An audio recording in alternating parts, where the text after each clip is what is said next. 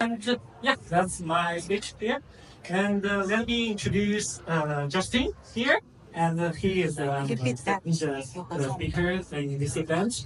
And he's the founder of Sparsity. And he's doing like verifiable computing, and which can help combine the AI and Web3 together. And let's welcome Justin. Thank you. Hi everyone, I'm Justin.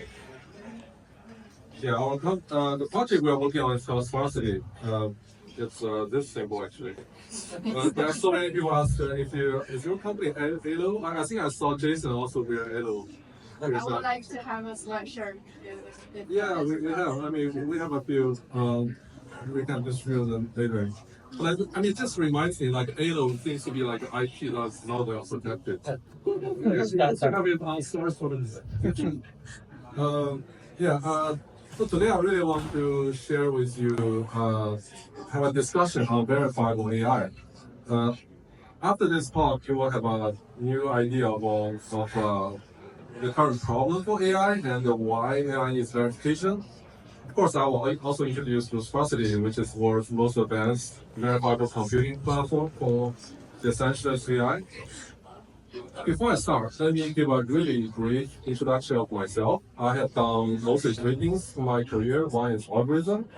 And the most recent one is I'm currently teaching zero knowledge proof in NTU in Singapore. A really interesting zero knowledge proof. My card plate number is CK star.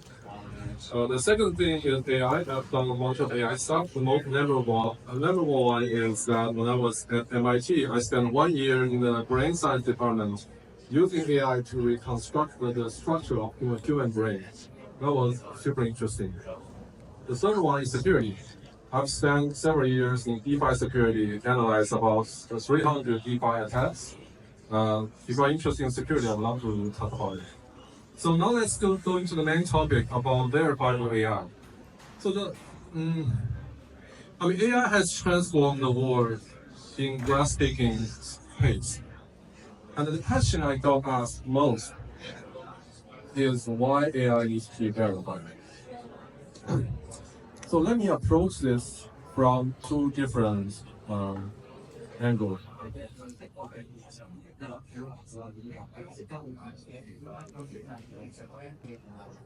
The first one concerns critical data. I mean, this is Bay Area. I assume everyone is rich. You must have received or sent a lot of money. If you have not, you will be. You will. So when you send or receiving a lot of money, it's very nervous, right? It's a very nervous experience. You double check the address. You send a small amount first, see if you get it, then you send the rest. I mean, when you send the final amount, it might take 2 seconds, 2 minutes, or 20 minutes. So that 2 minutes is not. It's pretty nervous, right? You keep worrying because what if the machine doesn't work? What if it works for everyone else, but just doesn't work for me? So that's like this kind of emotional response is simple when you are dealing something very critical. And any kind of assurance will be welcome. You will love anything that will give you a peace of mind. The second human nature I want to call to attention is that whenever something goes south, whenever something does not go expected, what you want at first is explanation. Like if you almost tip over something, the first thing you do is look back to see what almost can be over. It's like in an evolutionary instinct to gather this precious data point to train your mind so that you can survive better. So this is another thing. Human nature calling to attention. The real world, however, unfortunately, is not always good. It's not that reliable as we thought. Just last year, a fintech company called Synapse collapsed bankruptcy. Many of you might know this. The reason it bankrupt partly because $30 million just went missing, and nobody knows why. It says we have 111 million in Japan, but the bank says you don't have any million. And the management knows this for 2 years. On top right, you also see the FTX bankrupt because $8 million is missing. So the real world is a lot less reliable and auditable than we think. Like this kind of things happens all the time. Not just something bad happens, and when we look back, nobody knows what happened. So imagine now there's a magic wand that can wait and review exactly what happened to that $30 million. Would you want to do that? I mean, I would definitely want to know. It's like a detection mystery. I want to know exactly what happened to that $30 million. And Sparsity, or Verifiable computing is the magic one. You can wait to review everything here. Here is the AI agent that you can use without Sparsity. You are using AI agent to connect your banks, your tax document, the medical record, but it's a black box, not observable. It gives the user nervousness. And with Sparsity, everything is checked, verified cryptographically. It's a much better user experience. And with this kind of auditability, transparency, and immutability, it gives the user optimal protection. Behind the scene, the key technology here is verifiable computing. So let me spend 2 minutes very briefly talk about verifiable computing. Verifiable computing means that you can instantly verify whether someone has correctly performed a complex computation for you. For example, if you ask someone to compute an ice Fibonacci number for you, not using a closed-form formula. For example, you give that person a number 1,000, and that person give you the 1,000th Fibonacci number. Now the question is, how can you tell if that result is correct, right? Maybe you can compute yourself again to see if the result matches. But the verifiable computing is magical because it can instantly verify whether this entire computation is correct at every step, regardless how big the computation is. So that's really mind-blowing when I first realized this kind of algorithm exists. I will not go into detail here. I will just say there's a spectrum of this kind of algorithm. Zero-knowledge proof is one of them. If you want, I'm encouraged to dive into the lecture notes on zero-knowledge proof on the left. And on the right side is more material on real-time and parallel verifiable computing. So one of them, the OPZK proof, is actually approached by Sparsity. So the Sparsity platform is basically a computing platform. It's like a decentralized cloud on top of which all the computation are verifiable. And on one side, you can seamlessly integrate with the cloud. On the other side, you can settle immutably to the blockchain. Let's look at one example. Just 1 second.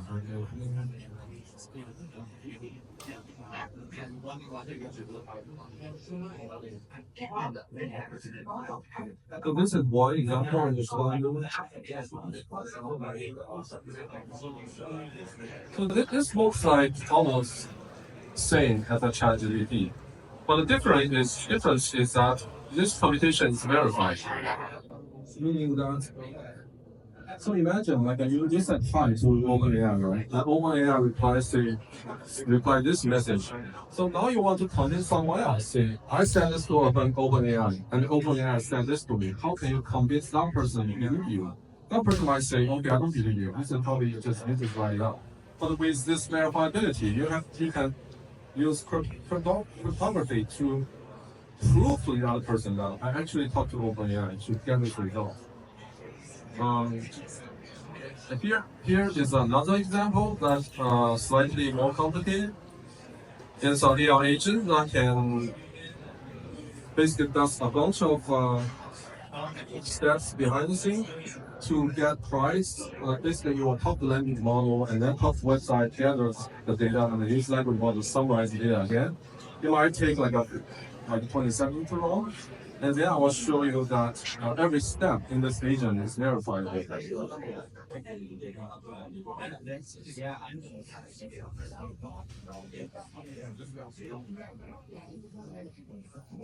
Yeah, in this verification report, which looks similar, there is actually way more steps than the previous one. And it has a complete report. I mean, of course, this can be formatted way better. But this is essentially a complete report of what happened, just like here. so that you can have essentially the machine cannot lie when it tell you what it did behind the scene. So I'm going to pause here for a couple of seconds to see if you have questions. Then we're going to one case study. And at the end of this talk, I will. There's also, so if you have your laptop, you can also practice using Sparsity verifiable primitives. Very quick. Is that a verifiable committee? Is that similar to the Bitcoin proof of work? Yes, it is. So what's the similarity on the verifiable committee with the Bitcoin proof of work? That's a great question. So the question is, what's the relationship between verifiable computing and Bitcoin proof of work? So that is not the same thing. So proof of work is a consensus protocol. A proof of work essentially, in my opinion, it slows all the machines down in a fair way so that they can coordinate to figure out what's the next block and what the next block should be. So proof of work is one type of consensus protocol, but verifiable computing is different. Verifiable computing just means that someone did some computation for me that I can verify that computation is correct. So verifiable computing is more like a primitive. You can connect things off-chain to on-chain, such that the off-chain computation gets the trustlessness from the on-chain. I think verifiable computing is like a wire that conducts trust. I mean, layer 2, for example, is verifiable. Like you settle to layer 1. Therefore, layer 2 is also considered to be on-chain, even though it's off-chain from layer 1. So using verifiable computing, you can basically hook any kind of computation to the source of trust, which is the consensus protocol in layer 1. So is there any different dimension of verifiability for your AI? Because I'm struggling to understand why not just use a asymmetric key to verify the AI relationships? Can you ask it did you talk about the Bitcoin price instead of just verifying the exact Bitcoin the message that you have? How do you verify? I mean, why don't we just use encryption, decryption, those things to verify? Yeah, just a public private key, saying that OpenAI, they just have let's just say they publish their own public key or something. Right? You mean OpenAI sign their response? Yeah, I mean, this is a great question. So I think verifiable computing has many layers. What you described is one way, meaning that we trust OpenAI, then OpenAI can create a signature so that we know this is definitely from OpenAI. So that will work. But unfortunately, OpenAI might not provide this kind of interface. Right? The other thing is, the AI agent needs to talk to many different kind of tools, so that some of them might not provide the signature. The other thing is you are still, so that's why I mean there are multiple types of verifiable computing. One way is that I can verify that you actually talk to OpenAI. This is actually from OpenAI. The other verification is that I can verify this is actually computed by the Llama 3 model. So in this latter case, the verification is not just this message is from someone, but that person also correctly evaluated the Llama model. Because suppose for example, together AI is both the Llama model. And I want to, from behind the scene, if I actually use Llama 1, because it's cheaper, I want to verify it actually use the Llama 3 model. Does that answer the question? Yeah, somewhat. I would definitely want to look at the technical and see how you're gonna find the actual. Yeah, and the most complete trust in verifiable computing is that you only trust the map. You don't trust any of the parties involved. But when you interact with the cloud, that might not be possible because there are so many virtual companies that does not implement verification internally, and it's also expensive in some cases.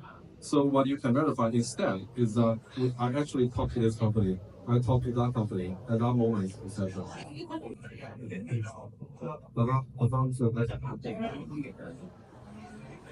Okay, let's go through the case study. So I will use this I will use the storage protocol as a context for this case study.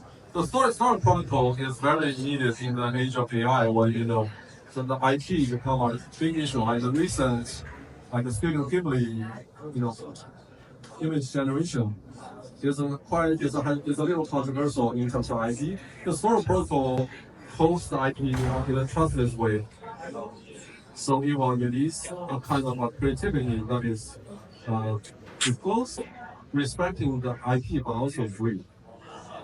On top of the storage protocol data, assume we have a remixable AI agent that can mix any two IP into a new art as a creative process. For example, you can take the Pokemon IP, take the Studio Ghibli IP with a prompt.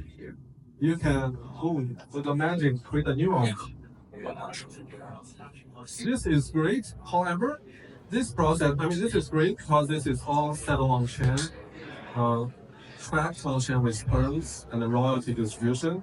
But the problem here is that this process can be, disputed because this AI agent is not observable.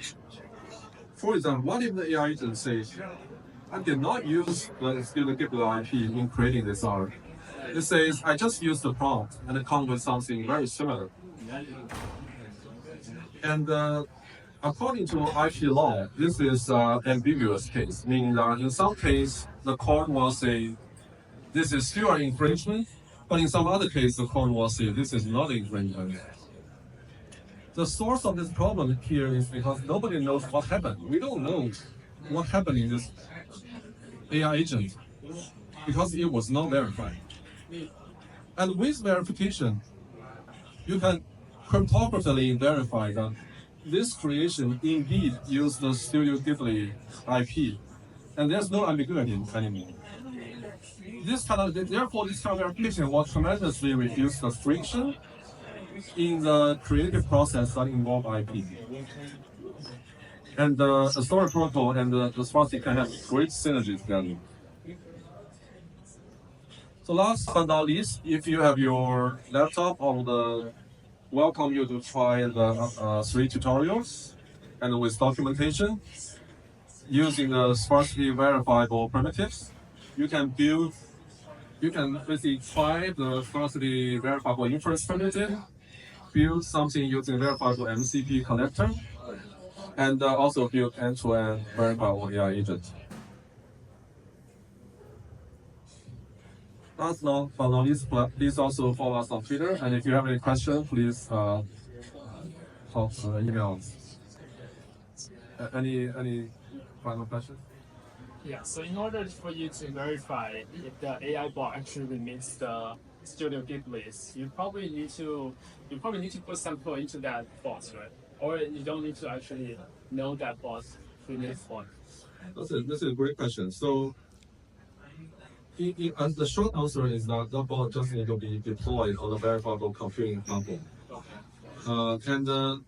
One thing I have not dived into too much is the verifiability usually comes with privacy guarantees. Like you can make sure that the data is not stays private, not be in different ways. So yeah, it's totally possible to keep the code private while still verifying it. Even though that is harder than keeping it public and verifiable, but it's doable.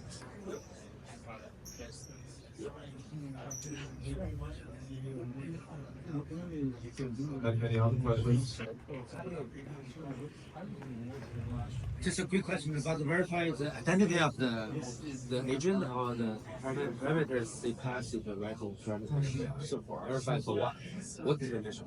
You mean what is being verified? So the identity of the agent? Yeah, I think that's a very good question. I want to bring your attention to something. What you're asking is it's almost like a cultural thing, because like in Web 2 security, what people mostly care about is authentication and authorization, right? Authentication means like I know who you are. Authorization means I know what you can do. So that's the two things people almost only care about in Web 2 security. once I know who you are, once I know what you do, I trust everything. Right? When I'm sure the other side is who you are, I trust everything you do. Yeah, but the password here is really to verify who you are. If you have the right password, I know who you are. Then I trust everything you do. But verification is completely different from authentication. Verification meaning that after I know who you are, I still need to know you're doing the right thing. Like for example, this simple example. You are running the Fibonacci algorithm for me. You might take like 10 minutes to run, right? If you just get wrong in one step, the result will be wrong, right? So the verification is really so that I can quickly detect if anything on did was wrong.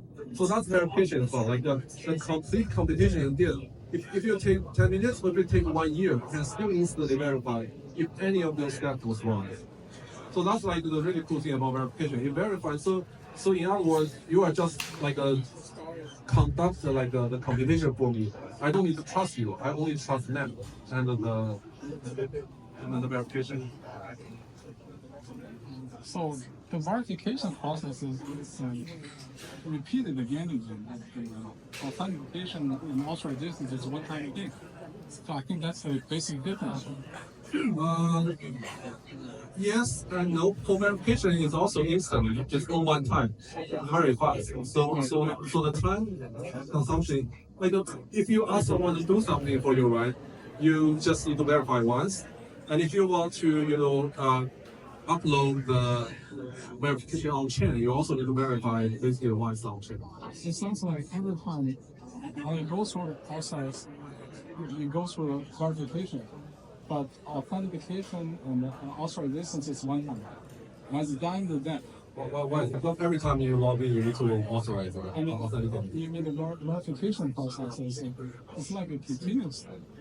Yeah, and then every start and every moment you do the verification. No. I'm saying like the whole computation. After the whole computation is over, you can verify once to know if anything was wrong or what was wrong. So it's not like you continuously verify as the other side compute. Like for example, I give you one computation, you go to run for 1 year and come back. Then I can instantly verify if this whole year was right. It's not like I need to verify this whole year. And if you want to know how it's done, you can just look at this one. You describe the algorithm. So just one more thing, a little more. Like on the high level, how it works, like the zero knowledge proof is transform the programming to a polynomial, such that if the program is correctly executed in every step, that polynomial becomes a zero polynomial, meaning that it's zero everywhere. And at the same time, if the polynomial is not zero everywhere, it will have a finite intersection with the x-axis. Therefore, if you randomly pick a point on the polynomial, and if that point evaluates to zero, then you can conclude that that polynomial is zero everywhere with probability. So that's like really hard to describe how that works. But the magic is really because pick one point or one time you can get whether it's huge of like taking correct. Can you explain how are you able to identify that this image is a 50 style? Do you need to do some detection, style detection? Oh, that's the Star protocol. Okay. Work. And then I think on Star protocol, the image, the hash, the IP is all like formally bind together, so that you can. I think that's a great question. It's more like what I mean is like if you are an honest user, you will source from the correct IP, and then create your own new IP. So that it is all connected together. If you like if you create a new one with one pixel difference, that's like a different user. So it only depends on the user's honesty Well, or the historical accuracy. so they are two different. I think we're talking about almost like two authority model. One is like one is the AI, as in turn like a stupid answer. The other thing is, what if the AI returns a correct answer, but someone else manipulate that to be a wrong answer? Okay. So it's more like but I see what you mean. I think that's definitely I think important. 一会儿我想跟你们 CEO 聊会儿 AMP and IP.，CEO 也说。 Okay. Thank you very much. 剪辑策划之类。